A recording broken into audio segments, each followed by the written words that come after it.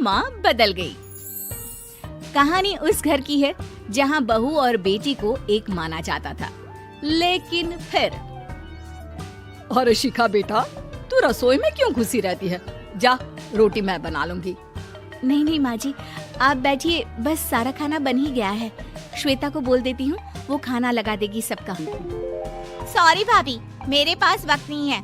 माँ, मुझे पैसे देना, पार्लर जाना है। हाँ हाँ चली जाना, भाभी को भी ले जाना। वो भी जाने को बोल रही थी पार्लर, पर पहले ना मदद कर दे उसके खाना लगाने में। देख माँ, वो बहू है, उसे बहू रहने देना, इतना सर पर मत चढ़ा भाभी को। श्वेता, ज्यादा मत बोला कर।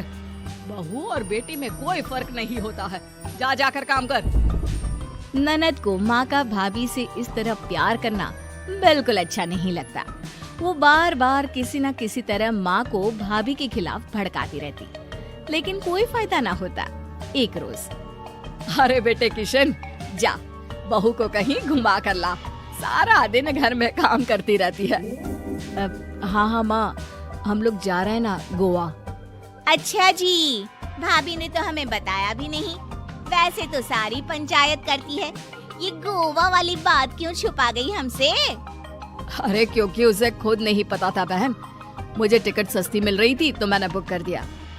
हाँ शिखा, पैकिंग कर ले, संडे हम जा रहे हैं गोवा। दोपहर में शिखा पैकिंग कर रही थी कि सास आ जाती है। ये क्या बहू, साड़ियाँ? अरे गोवा जा रही है घूमने या फिर शादी में मायके हैं? माँ जी, ऐसा कुछ है ही नहीं, समझ में नहीं आ रहा क्या रखूं कपड़े में। अरे तेरी और श्वेता की साइज तो एक ही है, उसके कुछ मॉडर्न कपड़े ले ले, आकर लौटा देना। हाँ माँ जी, ये ठीक रहेगा।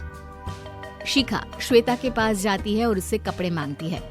ना जी ना, मैं अपने कपड़े ना दूं, वैसे भी फैल जाएंगे मेरे कपड़े, बहुत महंगे वाले हैं।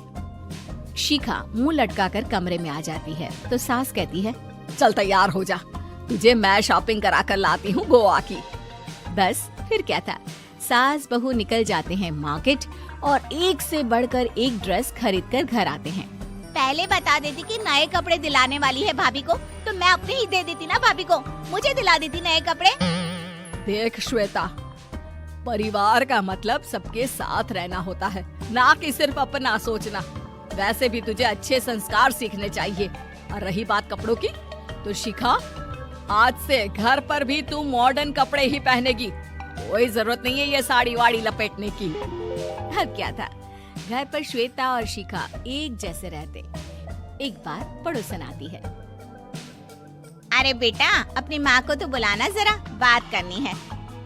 शिखा सास को बताती है और रसोई में चली जाती है। ये आपकी बेटी बहुत बड़ी हो गई है, इसके लिए एक रिश्ता है, कहो तो बता दूं। ये बेटी नहीं बहू है, घर में सब एक जैसा ही रहता है। वैसे मेरी बेटी भी बड़ी हो गई है, कोई रिश्ता हो तो जरूर बताना।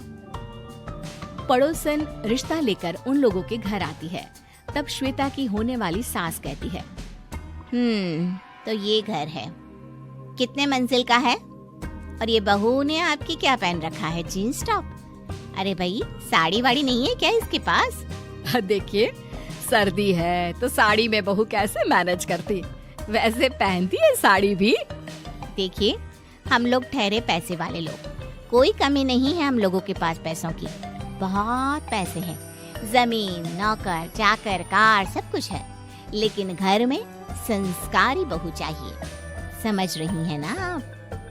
सास कुछ कहती कि श्वेता बोल पड़ती है, हाय रे, नौकर चाकर से लेकर जमीन, कार, पैसा, हाँ हाँ, मुझे रिश्ता मंजूर है मुझे। अरे रुक जा श्वेता, मैं बात कर रही हूँ ना। देखिए, हम लोगों के घर इतनी आजादी नहीं मिलेगी। अरे हाँ कर देना माँ, हाँ कर दे जल्दी से। सास क्या करती, बेटी की शादी ऐसे घर में कर देती है जहाँ ना उनके विचार मिलते हैं और ना ही आचार। शादी के बाद एक रोज फोन पर, श्वेता बेटा, एक बार घर आ जा, बहुत दिल करता है तुझे देखने का। माँ, वो घर पर बहुत काम होता है, कैसे आऊँ? बड़ा घर है, लेकिन आने जाने वालों की लाइन ही लगी रहती है। बेटा मैं तो जानती थी उस घर का हाल, लेकिन तू ही नहीं मान रही थी। माँ देख, हर घर का यही हाल है। तेरी बेटी को यहाँ घूंघट हटाने की परमिशन नहीं है और एक तरफ भाभी स्कर्ट पहनकर घूम रही है। बेटा मुझे क्या पता था कि मेरी बेटी को ससुराल के नाम पर पिंजरा मिल जाएगा। अच्छा माँ, फोन रखती हूँ, सास को गर्मा गर्म रोटी खिलानी है।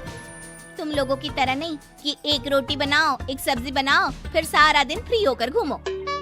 सास फोन तो रख देती है, लेकिन सोच में पड़ जाती है कि एक तरफ बेटी जिसे कोई आजादी नहीं, वहीं दूसरी तरफ बहू जिसे देखकर लगता ही नहीं कि उसकी शादी भी हुई है। अगले रोज। शिखा, अरे ओ शिखा। हाँ माँ, क्या हुआ? कुछ चाहिए आपको? मैं जिम जा रही थी। जिम के कपड़ों में बहू को देखकर सास को घूंघट में अपनी बेटी का ख्याल आता है। देख बहू, घर में बहू की तरह रहा कर। इतने टाइट कपड़े पहनकर जिम जाना पसंद नहीं मुझे। जा जाकर रोटी बना। रोटी? माँ अभी तो शाम के 6 बजे हैं, इस वक्त रोटी? अब क्या मेरे खाने पीने पर भी पहरा है? अरे जब मर्जी तब मैं अपने घर में खा भी नहीं सकती क्या? बहू को अजीब लगता है। वो समझ नहीं पाती कि जो सास कल तक इतनी सपोर्टिव थी, उन्हें अचानक से क्या हो गया। वो किचन में जाती है, गरम रोटी के साथ 2 तरह की सब्जी, रायता, सलाद सब लेकर सास के पास आती है। माँ जी, खाना। इतना सारा खाना? राक्षस समझा है क्या मुझे? रोटी मांगी थी मैंने गर्मा गर्म बस। पर माँ जी, रोटी खाती किससे आप? सब्जी तो बनानी थी ना। अरे भूख मर गई मेरी तेरी बहस से। जा जाकर काम कर, अंदर पूरी रसोई साफ कर। बहू अंदर चली जाती है। थोड़ी देर में श्वेता घर आती है। अरे शिखा जल्दी से चाय ला, पकवान बना, मेरी बेटी आई है। अरे नहीं नहीं माँ, ड्राइवर बाहर खड़ा है। मैं तो घर का कोई सामान खरीदने के बहाने यहाँ आ गई हूँ, मुझे जाना होगा। अरे बेटा, पर कितने दिनों बाद देख रही हूँ तुझे, रहने आ जाना 2-4 दिन के लिए। आ जाऊंगी माँ, जब मेरी सास मरेगी तब। मैं तो रोज मन्नत मानती हूँ कि मेरी सास मर जाए तो अच्छा है। अच्छा चल, जा रही हूँ माँ। हे भगवान, कैसे कैसे दिन देखने पड़ रहे हैं मेरी बेटी को। सास अंदर जाती है, जहाँ श्वेता की जिम वाली सहेली का फोन आया होता है। क्या बात है, आज जिम नहीं आई? अरे पता नहीं यार, आज माँ को क्या हो गया अचानक। पर खैर कोई नहीं, लगता नहीं कि मैं अब जिम आ पाऊंगी। शिखा स्पीकर पर बात कर रही थी, जिसे सास सुन रही थी। यार ये सास ना होती ही ऐसी है। मैं तो कहती हूँ बुढ़िया जल्दी मरे और तू आराम से जिए। शिखा को सहेली की बात पर गुस्सा आ जाता है। माँ के मरने की कौन सा बच्चा दुआ मांगता है मोहिनी? आगे से ऐसी बात मेरे सामने मत करना। हमारे घर की शोभा ही माँ है। क्या हुआ जो थोड़ी शक्ति दिखा रही है? उसमें भी कोई ना कोई उनकी भलाई ही होगी। मैं तो कहती हूँ भगवान मेरे जैसी सास सबको दे, जो सिर्फ माँ की तरह है। सास वाली तो कोई बात ही नहीं है उनमें। सास ये बात सुन रही थी। उनकी आंख में आंसू आ जाते हैं कि क्यों वो बेटे की किस्मत में बहू को भी भागीदार बना रही थी।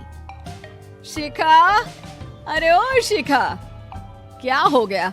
जिम नहीं जाना क्या?